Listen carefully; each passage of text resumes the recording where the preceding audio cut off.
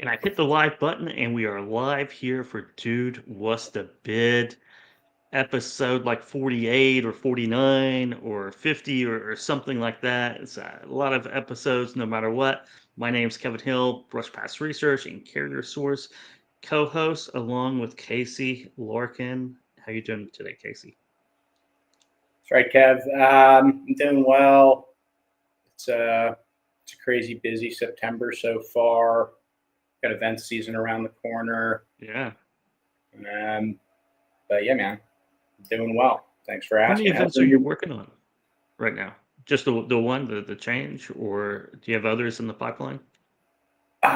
Working on the Change Conference right now, primarily. So working with a pesty PR and marketing firm.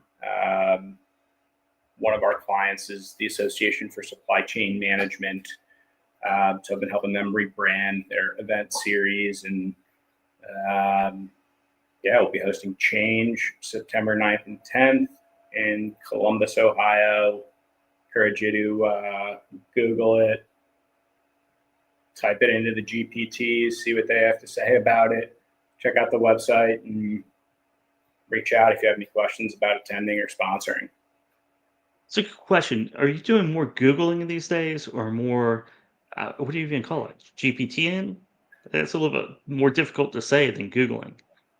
Right? Is it AI engine optimization? Does I've seen stats saying, you know, whether it's OpenAI or Grok, people are doing more research on AI. I think it's been that way for probably like a year than they are on Google. So I've been having some interesting conversations lately about, what can you do from a PR marketing perspective, or how can you help yourself rank higher with the GPTs, right? Like Hmm. SEO is kind of a known Yeah. science. People know how to do that, but having some cool conversations with some cool freight tech companies as they start to think about, um, you know, how you can help yourself rank a little bit higher in those AI engines. Yeah, we've had a lot of conversations about that too. And I found over the last 2 or 3 months, I am doing much more AI searches Me than too. Googling things, right? And I found, and this is the reason why, right? I'd Google this, read it, I do my research, right? Then I have to Google something else, and I'd go down rabbit holes. Right. Now I just like, this is what I want to find out, Right. and It'll it get you it it goes thinking. down those rabbit holes for me. Yeah, exactly. It'll go down the rabbit holes, and then I don't know. I don't use the OpenAI GPT. I'm more of a Grok guy myself, but it'll provide links for you, right? So you can Yeah, go find the website and like kind of confirm for yourself whether or not what it's telling you is actually the truth. So I it's was like looking at. searching for you, kind of. I know. I was looking at cars, right, and two trim packages for the same car, and I was like, what's the difference between these two? What's the difference between these two trims? Puts it all out into a table and tells you, 'cause it gives you a summary of the differences and its opinion on whether it's worth it or not. Right. I actually did something similar. My brother was sending me a couple of cars he was looking at. It's like, which one do you like? I don't know. So I asked Grok. Grok provided 2,500 words. Hey, man, if you value status and being seen as a cool guy, go with this one. If you're looking for more utility, would recommend something like this. So, Yeah, I mean, wow. it's insane.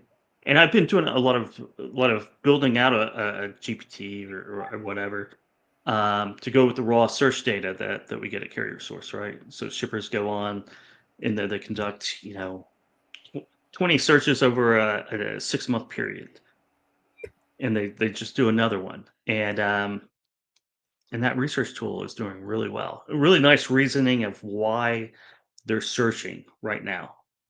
And, is it part of RFP or maybe a new lane or some existing business? And it ties in a lot of dots that is almost impossible for someone with a limited amount of time to do. I mean, it'd probably take me a day or two sometimes to do the research you'll do in 6 or 7 minutes. Yeah, I mean, this is true. It's It's interesting. cool. There's a lot of speculation. Seems like it's made its way to Wall Street. It's like, what does this do to research firms? And firms? Yeah, exactly right. I mean, that's where a lot of people I think are going to get that type of research from going forward is, and that's what the research analysts are going to start using to cut down on their time as well, Right, because they can exactly. just go fetch a lot of information that you can then read over and pretty quickly and see those connections of different dots Right. that And might like take you an hour to put together yourself. the prompt engineering is like a huge part of it too, right? Yep. Like if you Yep. ask for junk, you'll probably get junk in return. But if you Yep. can frame it correctly and know what you're actually looking for, it can be even more powerful for you. So, anyways, that's It kind of my broad is. take in that whole conversation. It is. And I have a couple graphs here, right? So we were at Carrier Source, right? And we're seeing kind of the same amount of traffic, same amount of shippers, but the search volumes kind of fell off a cliff after July 4th. A 20% drop week over week, then another 20% drop week over week. And we were scrambling trying to find if to make sure that everything was right. And we couldn't find it because it's the same amount of shippers, same amount of traffic, nothing else, just this. And it rebounded over the last couple of weeks, right? So it's kind of recovered. I get an email from CATS, right? The CATS published its monthly data, right? And what you find in CATS is July was a bad month for freight. It was one of those pockets of freight. Volumes were down, I believe, 6.9% year over year. And it was a nice correlation, but I think it's something as I'm talking to freight brokers around, they're feeling it too. July was not good. I think it's going to recover in August and September to more normal levels, but um, I saw a little spurt in the market, right? I guess not a spurt, a little dip in the market in July, which a lot of that's seasonal activity, but it seemed to be a little bit worse than your regular seasonal patterns.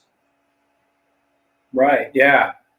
It's been super weird. I think I saw Thomas Wasson over at FreightWaves tweeting Yeah, about how now I think his basis was the rejection index is teetering yeah, right above and below the historical levels. So be interesting to see which way the market goes. I think I also saw the container volumes hit a record high coming into LA and Long Beach, which we've seen kind of be a leading indicator for the domestic truckload markets in the past. So freight's got to be moved somehow, right?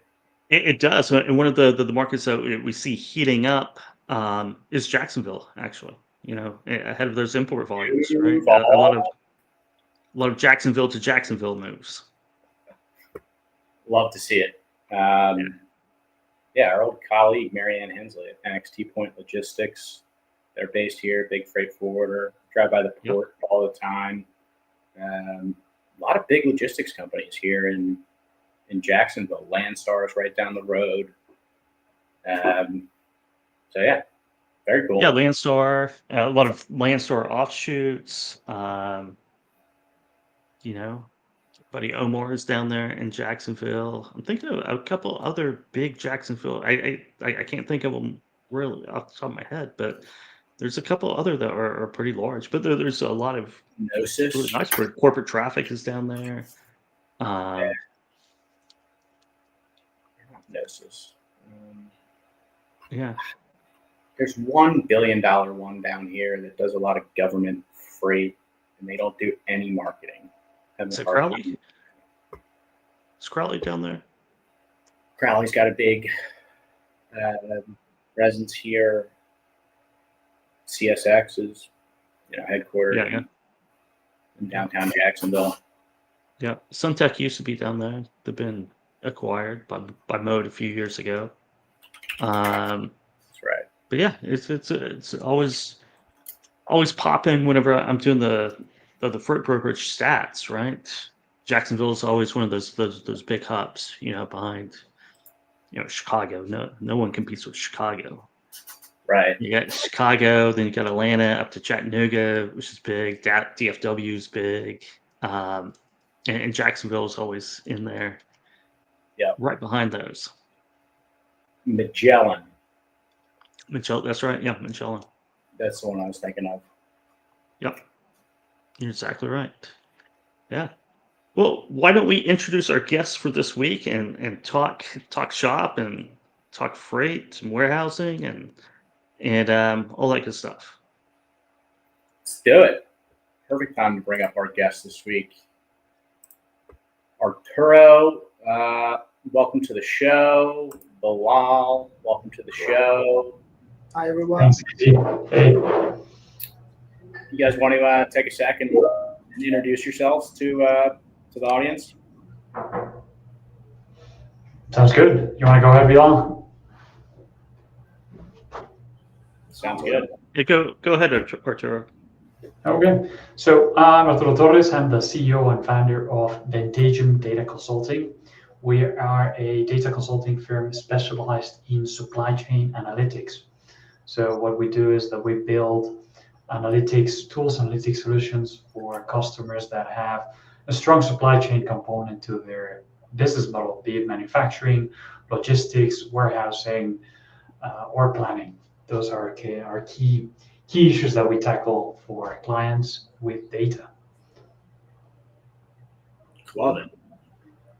All right, I can go next. So my name is Bilal, and I'll tell you a little bit of my background in terms of a story which kind of mimics what is happening in the market these days. So just see if you can follow along the story and see if you're able to kind of follow along how the market has changed over the years, and so has my professional career as well with it. So think of me as a kind of a data nerd looking for adventure. And essentially, what I started my professional as was in market research, where I built a lot of statistical models. And these statistical models were built to understand consumer perception, buying habits. And so you can think of me as somebody who's trying to crack the code of how people buy. That was my origin, and starting working with the data and trying to kind of unpack what the data has for us. From there, I started migrating towards data science, where I focused a bit more on location intelligence, and where I started building a lot of predictive models to help retail companies to find out where to open that perfect for actually find those perfect locations for them, which they can open up more storefronts. So think of me as a treasure hunter looking for the perfect storefronts for the retailers. And then from there onwards, I moved on to now developing these agentic frameworks using the AI and LLMs that we have these days. And essentially, what we build here using those are these smart, autonomous kind of frameworks that can do things, reason things out on its own, and be able to take actions pretty autonomously to help you do things that are cost effective, more operationally efficient. And so it's just a little bit more smarter way of doing things without having a lot of human involvement. So overall, if you see, I've been riding the wave of change over the market. And I think one thing that has been constant throughout this is, I love working with data. So looking at data and how can I convert that data into making good, better decisions. And also with data, what comes in is chaos. Can I create some sense out of that chaos and help our my clients to be able to make the right decisions?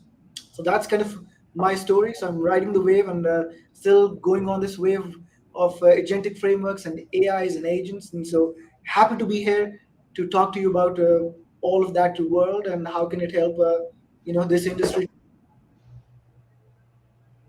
Very cool. I know we were just talking about a little bit of that in the backstage with Arturo. I think he's seeing a lot of the same stuff. It sounds like a lot you're coming from like a brick and mortar perspective, trying to figure out how to leverage stuff for customer storefronts, or maybe even derive insights from their own kind of proprietary systems and softwares. But yeah, Arturo, I would love your kind of take on the state of what you're seeing with AI and agentic stuff in supply chain. So Yeah, no, absolutely. I think I can kind of take first stab at it, and Arturo, if you want to take a stab at it, feel free. I think overall, irrespective of which industry you go in, what I'm seeing more often is this agents and agentic framework is a new toy on the market, this shiny new toy on the market. Everybody wants to use it, which is great, which is why you see Nvidia and all of their stocks going up. Uh, but I think the challenge has been you need to find the right use cases to apply these new tools that you have available to you, which are so much powerful than what you've seen before. So while everybody's trying to jump on the bandwagon, the idea is not everybody is reaping the benefit of it. And the reason, one of the big reasons for it is either you're using it for very simple use cases, like you guys, I think, were discussing earlier about which car and why should I buy that car. Very simple use case, very powerful for that particular type of work. But for businesses, you have to give them use cases that will hit their bottom lines. And that conversion of using this to hit the bottom line is where the challenge is these days. The tools are available. Every day you see new tools coming up and how to use them. The challenge is how do you use them to really start hitting the bottom line, to really show these business leaders who are really investing a lot in it. They want to see an ROI at the end of it. So we're still in this honeymoon phase where, like, okay, we'll throw in the money, let's see something sticks. But very soon we're going to come back and say, okay, we threw all of this money, it did stick, and how big of a value is it that did stick on the wall? I'll pause there and let my fellow colleague there talk a little bit more about this topic. Real quick, before Arturo speaks, it just seems that it is the shiny toy that everyone wants to know. How do we really use this effectively, and how complex can we get right now? And where can we find the best use case for it? I think that's the big thing is where can we actually use it? And I think everyone's still trying to figure that out. Absolutely. yeah. For me, it's been a up and down of emotions through the past like 3 years. So when it began in like ChatGPT, what was it, 2021 or 2022, something like that? It was just like so much hype, so much emotions around it. Now we're starting to see glimpses of hope of like how you could actually use agents for supply chain. Right. Because you go into any sort of website that goes like, oh, this is how you should use Gen AI for supply chain, and you Right. start to see things that you're like, okay, cool, but I mean, I already have a dashboard for that. Like, so you start wondering in which use cases are the tools that we have nowadays the right tool, and in which use case Gen AI would actually give you an edge. I love every time I scroll through LinkedIn, I always see those like posts that go like, "Oh, dashboards are dead." Dead by 1,000 dashboards and things like that. And agentic AI will replace all your dashboards, and I'm like, really? Like, I don't see myself like typing all the questions to get to the answers that I need. Sometimes I just want to click a link, see all my numbers in one place, and not have to type in all the answers.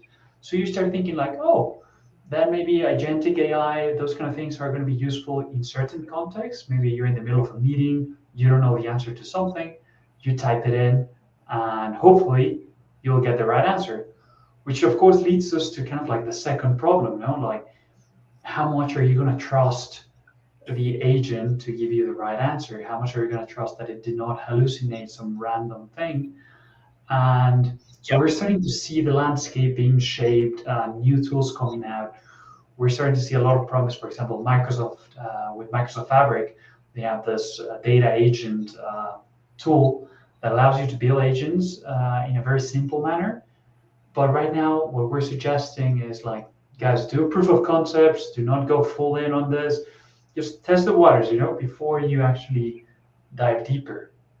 And of course, the third thing that we always tell clients is like, in reality, like the back end is what really matters. Like you need to have good data engineering, good data pipelines, good semantic models, good data models that actually reflect the real world, so that when you ask questions on top of those data models, those answers actually make sense. So it is a lot of hype. We do hope that the tools will mature more and more to the point that maybe next year we'll start seeing things that can be deployed across an entire sourcing or like planning or logistics department and get better answers. But we're still going to be asking like, wait, isn't a dashboard better for this specific use case, or an agent would be a better option? So yeah, there's just another tool in the toolbox to consider trade-offs with. Right, for sure. What are the use cases that the market is telling you they're most excited about using agentic AI for yet? I mean, for AI in general, maybe it's not there yet, but where, I know some procurement agentic AI companies that are startups, have some cool tech. They'll be pitching at that Change conference I was talking about a little bit. Some other agentic AIs for freight rating and transportation management, transportation procurement, logistics procurement.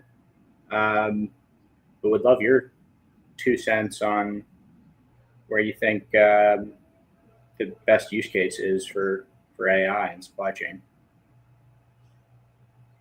I can take a very quick stab, and maybe I'll also put this question to Arturo, to you as well, because you are kind of on the forefront of this as well. I would say, I think when I think about the use cases, this is again industry agnostic, and we can use the same to then bring it down to this particular industry as well, supply chain and logistics.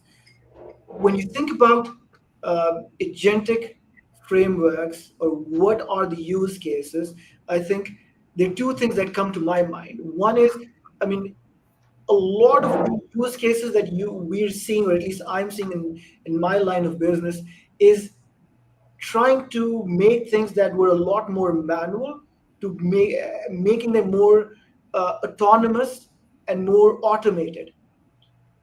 The question is, this is not a new thing that is happening. Right. Yes, this was happening before as well. Machines started replacing people on the conveyor belt to build, the cars. Right. So we've seen this before. So how is this wave different than the previous waves? And to me, to answer that question is where it really comes in handy is, if when you think about the problem or the use case itself, there is some planning or reasoning that needs to happen.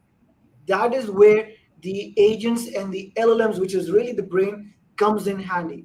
The other thing is, in your conveyor belt example, where you have a simple tasks to do, it's a very predictable, repeatable task. And if the task, the input is, non-predictable, you can't predict. I mean, for example, in your case, we can't predict maybe the volume because of maybe demand, because of the weather, because of some of the ships coming down because of the repairs. Who knows? There's unpredictability in the input.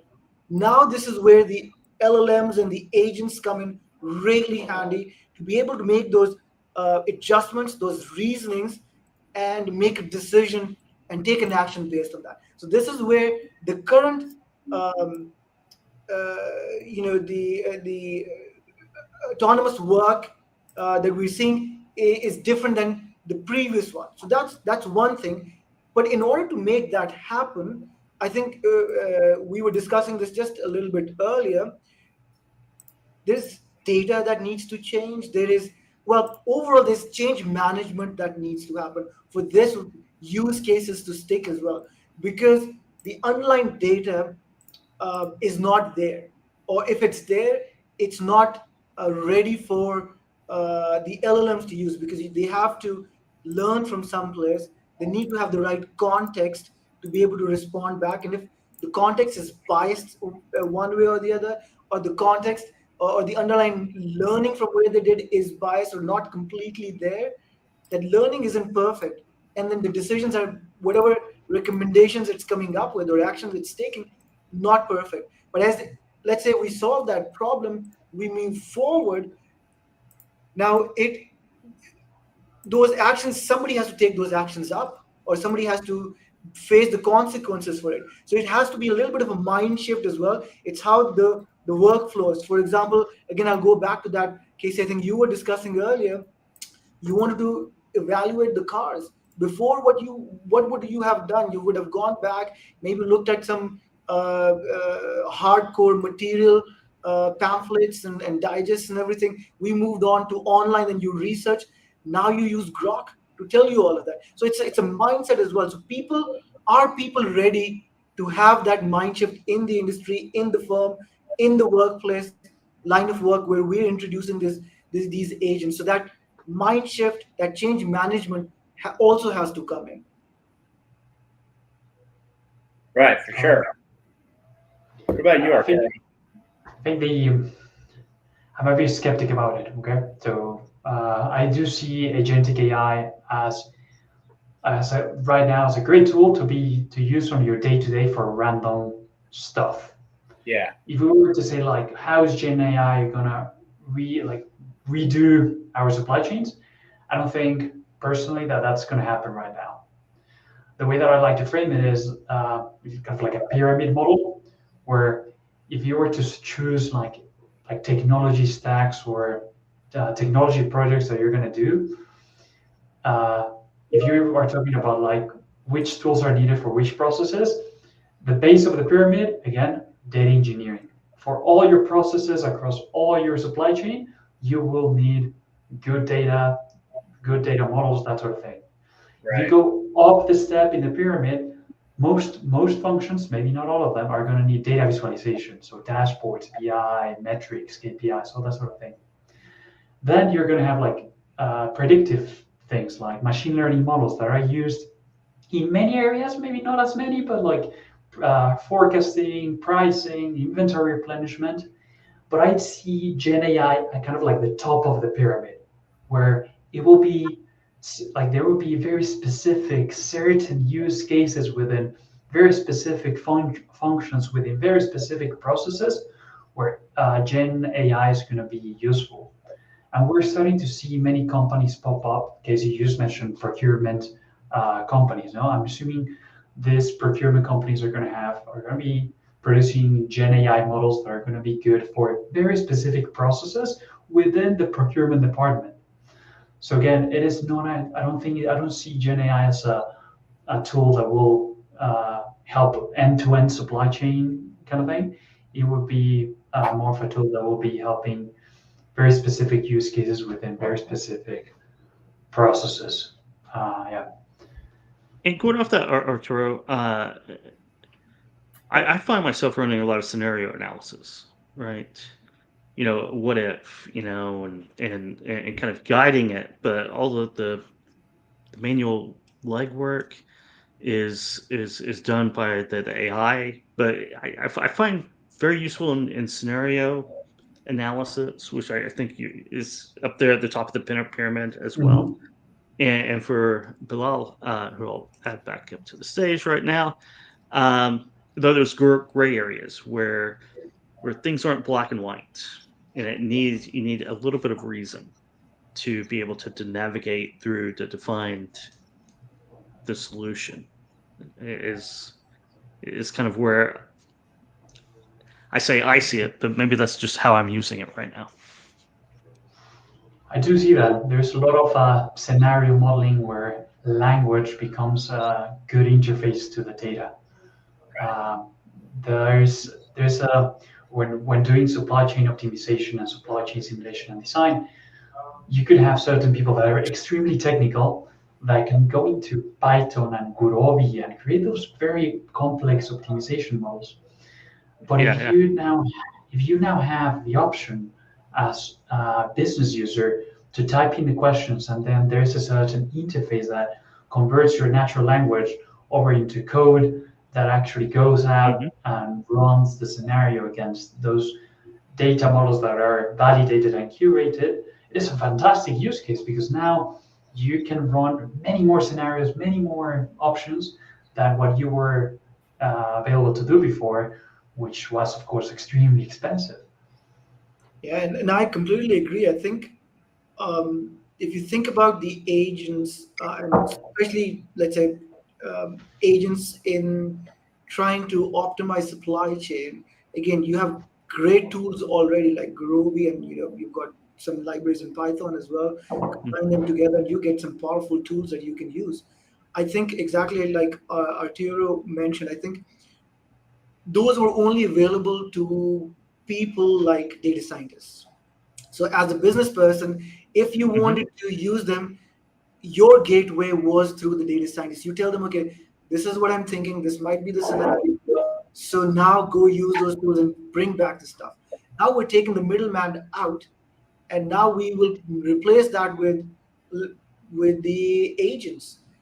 Now the business person can directly use those tools with that agents, and then in fact, if I can push this one step forward, the agents can create some of the scenarios that you haven't even thought of, and say, okay, Hmm. generally you're trying to look at these volumes and you're trying to look at these shipping lanes, but did you think about these political conditions? And by the way, I'm just making things up. Yeah. This hurricane that is happening there, and I'm going to bring that into the mix as well. Now I'm going to optimize everything. Now you see what the results are. So I think that is where we're going to head towards. I think in this industry, I think there are certain use cases that are well established. They're not going to go away. We're going to just make them. We're going to take the middlemen out, and we're going to make them more powerful to be able to consider a lot more in short amount of time that we couldn't have done before.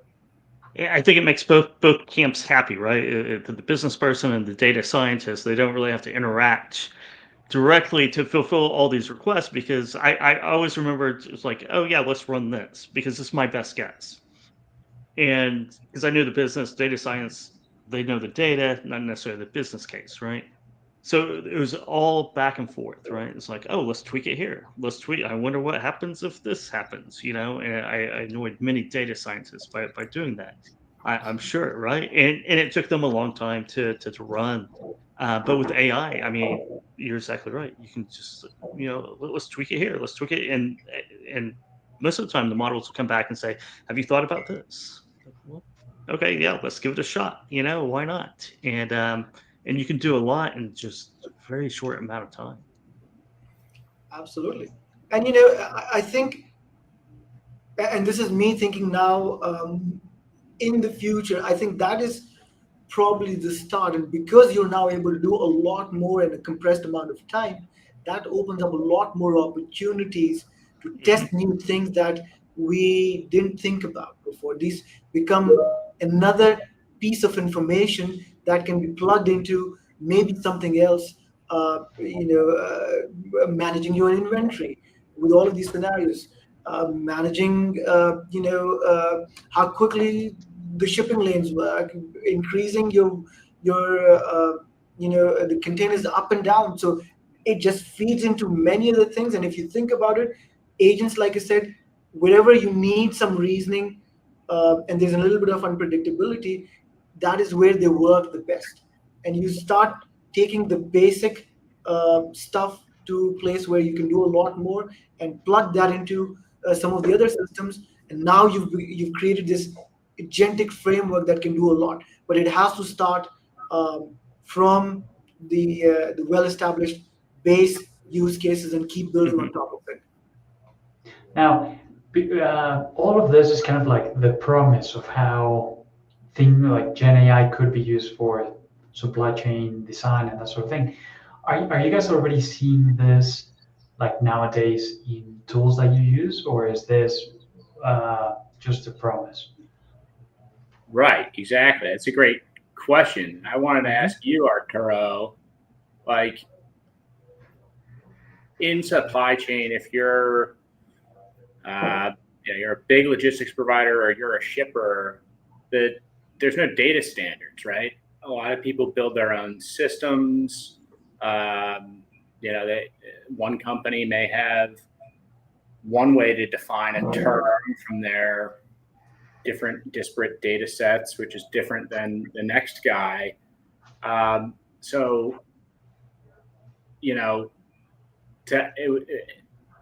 Reasons to me, or it kind of leads me to believe, right? Like, if you were going to implement this stuff, that level, how do you get your data in a place where that could be the basis for your LLM or your model, right? It seems like a lot of applications, now, right, if you were using it hypothetically to demand plan or something like that, you'd be chatting with GPT. GPT wouldn't have access to your historical data, right? Like, historical data is a huge part of how people make these decisions or where their competencies are relative to the rest of, the world that they live in. So, is that, are you kind of saying, Arturo, that we don't have the data to be able to really truly have this Gen AI application supply chain that Bilal and I are hypothetically excited about? It's a good tricky question. I would say answer how companies could prepare the data for this, because we've done, like personally, we've done many data agents, proof of concepts, and they're working, but there's many steps that need to be checked for any of this to even be considered an option. Right. I'm really liking, and here I'm going to sound like a Microsoft sales rep, okay? But I promise I'm not being paid for this. I really like the approach that Microsoft is taking around the creation of data agents. One of the biggest issues you have when you start thinking about like creating an LLM that sits on top of your data is, number one, the definition of metrics. So if you say something like on-time delivery, if you put an LLM on top of your data and you go like, what is my on-time delivery for Costco or Walmart? You don't know what the LLM would consider as on-time delivery. And Walmart considers it one way, Costco considers it another way. So there's certain rules that you have to build into your metrics for the LLM to continuously give you consistent results that are accurate. So the approach, sorry, my headset just died. Can you still hear me? Yes. Loud and clear. So the approach that Microsoft is taking is that it is using the Power BI semantic models. So those BI models that where you already built in all your metrics and all your measures, where you define what on-time delivery is, where you define what revenue means. The only thing that it does is that the LLM converts the natural language into questions to the semantic model. So that reduces the amount of hallucinations and weird answers. So that helps a lot. And there's also many other things that can be done. Just putting things in plain English helps a lot. So if you are working with a system like SAP or Oracle, JD Edwards, or anything, well, SAP is especially bad at it. If you look at like column names and table names, they make absolutely no sense. They're like abbreviations of German words that make no sense. So part of preparing the data is just translating everything into English, or your column names, table names, the definitions of your measures, your metrics into plain English, so that when you ask a plain English question, the LLM can come back with something that actually makes sense. So yeah, we're starting to see that, but we're still at that kind of like proof of concept level. So that's what I was like, are you guys already seeing tools that are like production level ready that could be trusted for things like supply chain design and that sort of thing?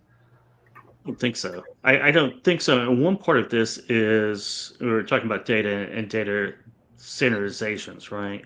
And it goes to a couple of different questions, but like to really be able to do that, you need to be able to somehow communicate pull some data at least from your vendors, from your customers, or have some kind of connectivity, right? So to do that, you'd have to have data standards, which Casey knows a lot about actually, in logistics and you know a lot about how tough it is to get data standards in place because of the blockchain talk Yeah. from a few years ago and what he was doing, which is very interesting. Um, so yeah, I think, and it comes back to scalability too, right? For AI companies that are building these tools, it makes it a challenging environment. It seems to me, at least, to be able to really scale that because every organization is going to have a different nomenclature, different names, different structures, different software that they use, and I don't know if that's as big of as a hurdle as I think it is, or maybe that's not a big deal. I think it is. Yeah, I Well, don't know what Lars thinks, but yeah, I think it is a massive deal. The only standard that we have in industry is probably like EDI standards. That is the only data part of the supply chain that actually makes sense. But when it comes to Yeah, yeah, reporting, we are nothing like, for example, like accounting. Accounting has income statements and balance sheets, and all of them look the same. At least that's the way that I see them. But in supply chain, we don't have anything like that. Yeah. yeah. No, I think I agree with both of you. I think while we can talk about grand visions and grand visions that can be put into production and create value out of it, like I said earlier, it has to start from the basic, which is the data itself, the context that you provide to the LLM, or the data you provide to LLM to make some decisions. And that is absolutely crucial. There's one other thought I have, which is around data that doesn't get talked about a lot. I'll introduce that a little bit later, but you're absolutely right. I think if you really think about it, there are two very broadly speaking, there are two kinds of data. There's structured and unstructured. Unstructured, like all of your documents. LLMs are relatively good at looking at that data and bringing some sort of insights, even with maybe loose definitions of some of the metrics.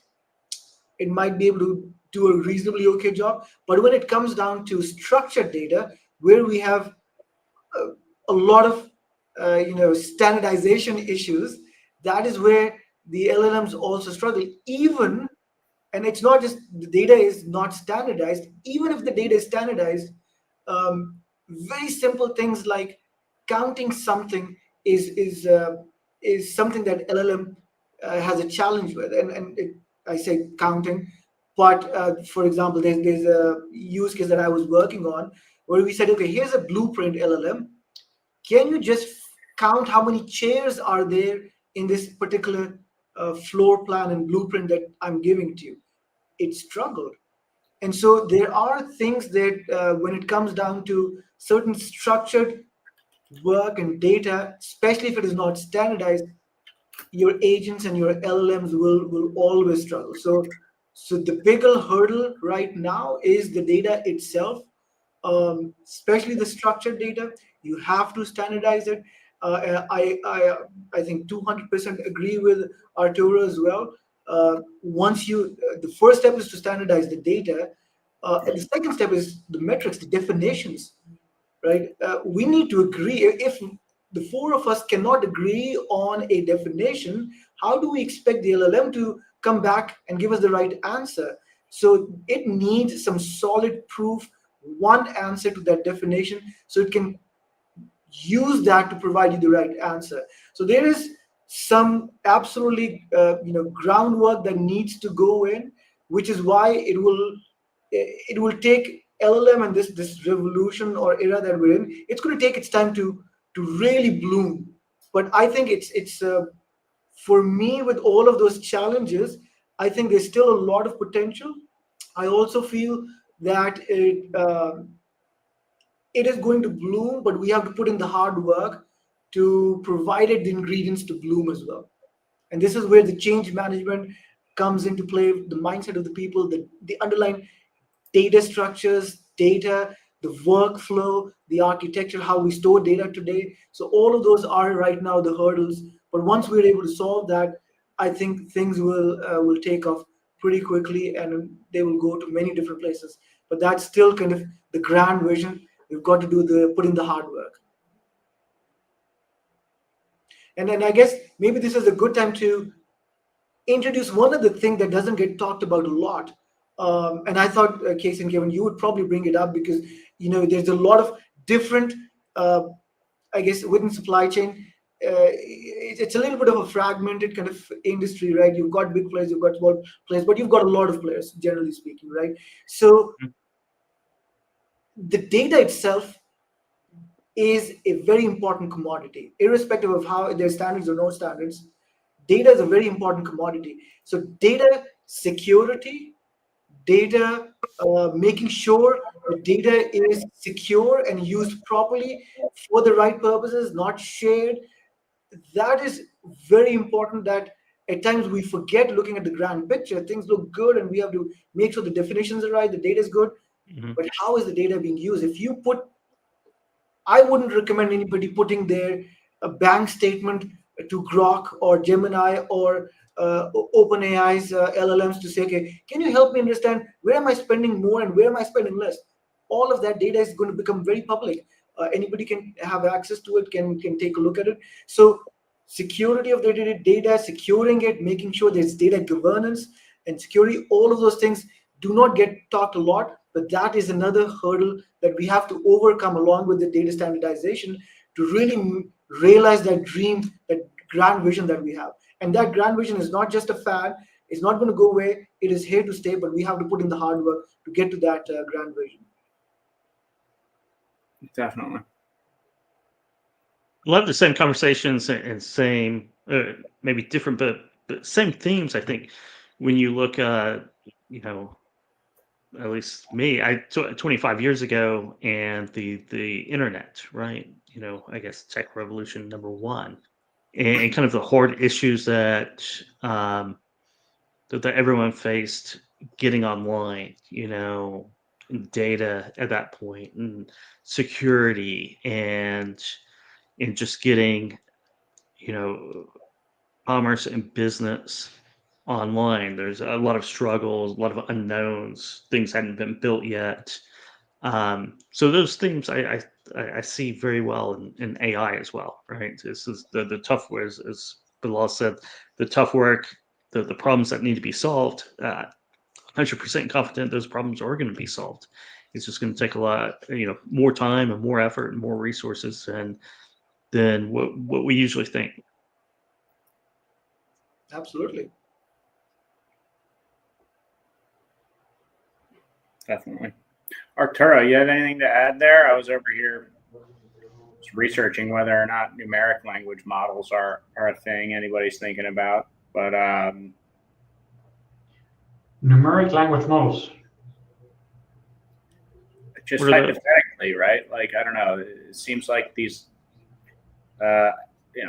language learning models, LLMs, struggle with mathematics. I know that there's like I don't know. It seems like if you get into the nitty gritty, there's a word vector, right? So like all the words they're trained on are translated into numeric values at some point in time. But it's like, if you are going to implement this technology for your business, and you've got a supply chain that operates all over the world, you've got customers all over the world, and sourcing partners, manufacturing plants all over the world, margins are really very small, right? So you can't afford any hallucinations, or else your business may go up in flames. So yeah, the way that I see it is it needs to be layered. So like you have the LLM, and you can having the LLM reading directly on top of the data. One, it would be extremely expensive. Like the amount of feeding in tables of like thousands of or millions of rows into an LLM, it's unfeasible and extremely expensive. And also, you would get into many hallucinations and maybe problems around definitions. So the problem is that I'm seeing the most when it comes to like answering numerical questions is having that native English language question that the only thing that the LLM does is that it converts it into code. So we know that LLMs are have a lot of are becoming very good at coding. So if you convert the question into a series of SQL statements or Python or KQL or DAX, then there's a lot of advantage because we know that code is good with numbers and it would not produce weird weird answers or come up with random numbers. No, you would have a more solid, stable architecture to be more to trust it more. But again, I would make sure that we narrow down the types of questions. We create agents that are specific for certain things. That's why we've also been hearing a lot of like multi-agentic models, where you can have like one agent that can answer your carrier-related questions, and it's connected to one data source, so that data agent doesn't go into your CRM to get carrier-related questions. It goes into trustworthy sources like the ones Kevin was showing. Then you have an agent for your CRM. So you start getting into this idea of having like a multi-agent structure that becomes more and more trustworthy. And if one of those ones is failing, you can go in, add instructions, adjust it, and make sure you start getting better and better results. But you will always have the fear that it could hallucinate something. So are you willing to live with the fear or you're not? That's kind of like the question that I'm having right now. Yeah, and I think that's an interesting conversation. I think that is where we as practitioners need to put our thoughts to see how we can use this to the best way, because it does has its pros and cons. But how do we, and those cons are not pretty clear and out there for us to just pick up and then do something about it. You have to play with it to understand exactly what the cons are, and then work with them. One way we also worked with that kind of con of not numeric data. It doesn't work well with LLMs. You provide it. It's like I can count, I can add numbers. You give me big numbers, I can't do it. Same thing with the LLM. And the way, at least some of the use cases that we've tried to overcome with that is give it a calculator, right? Exactly what Arturo was saying. Give it the calculator like a code. Now it has code, it can add numbers. All of a sudden, it can do stuff that it wasn't able to do before. So in LLMs, when you're creating agents, you have the ability to provide the agents with tools. You define those tools either as SQL queries or Python code, and then it can use those tools to be able to do simple stuff like addition, subtraction, and a lot more. So there are cons. We don't know all of them.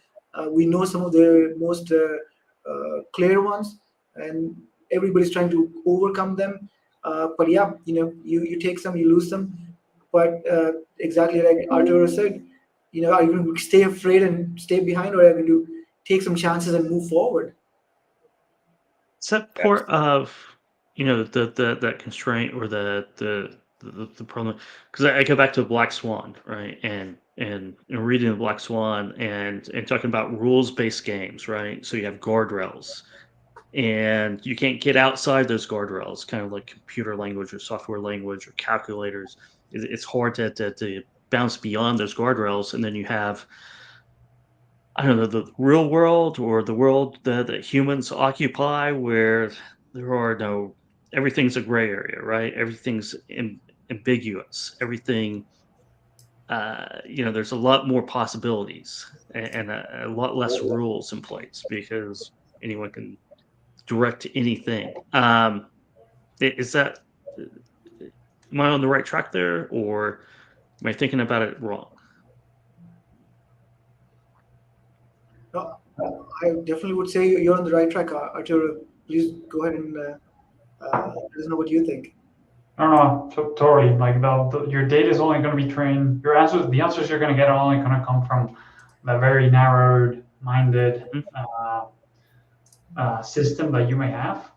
And if you start going beyond that, like you would be able to maybe ask questions of what happened, when did it happen.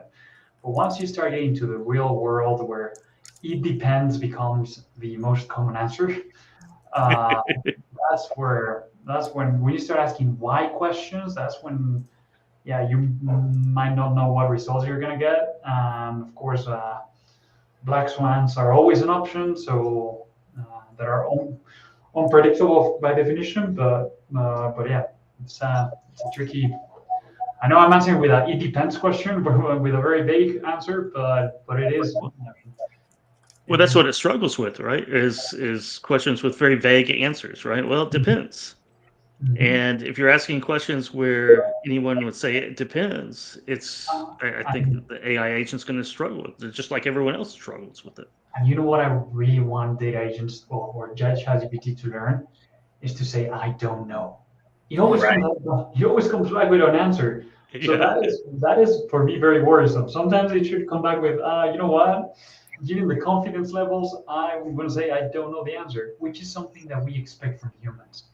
Yes. So hopefully it will come soon. Brilliant. I think it's a great thought to end on. Yeah. I don't know. Yeah. Let me go find some better answers and let you know when Yeah. you do have the right answers that you're looking for. Yeah. It depends. I don't know. Right. Let me go and ask Kevin. Give me. Well, it depends. Exactly. Mhm. Brilliant. Thank you both, Arturo, Bilal, for stopping by. Before we get out of here, I'll start with Arturo first. How does our audience reach out to learn more and contact you guys? LinkedIn is probably the best option. So you can look for me in LinkedIn as Arturo Torres, Ventagium Data Consulting. That's the best way to get a hold of me if you want to continue the conversation. Bilal? Same way, LinkedIn is the easiest and quickest way. Love to have these discussions because this is still an evolving world, a lot to learn and a lot to do. So happy to have these discussions offline with anybody who's interested in talking. So just reach me out on LinkedIn. Perfect. Well, Thank thank you you guys both for for coming having on. us. Casey? No, yeah, really appreciate you guys joining us. It's a really fun conversation. So yeah, that's all I got, Kev. Cool. And that's going to wrap it for this week on Dude, What's the Bid? Any big plans this weekend? Anything exciting? A little bit of golfing, a little bit of fishing. Got to move a The little bit fish of fighting? furniture. Huh? Fish fighting in Jacksonville? Trying to catch some fish, man. Yeah. Hey, Cool. what about you? No big plans. No big plans this weekend. Hopefully, relax, stay out of the heat here in Texas, and get ready for September after Labor Day. Get back into the season again. So that's what I'm looking forward to. Very cool. Perfect. Well, that's going to wrap it. We'll see you back here next Thursday, 1 p.m. Central Time, 2 p.m. Eastern, for Dude, What's the Bid? See you, Kev.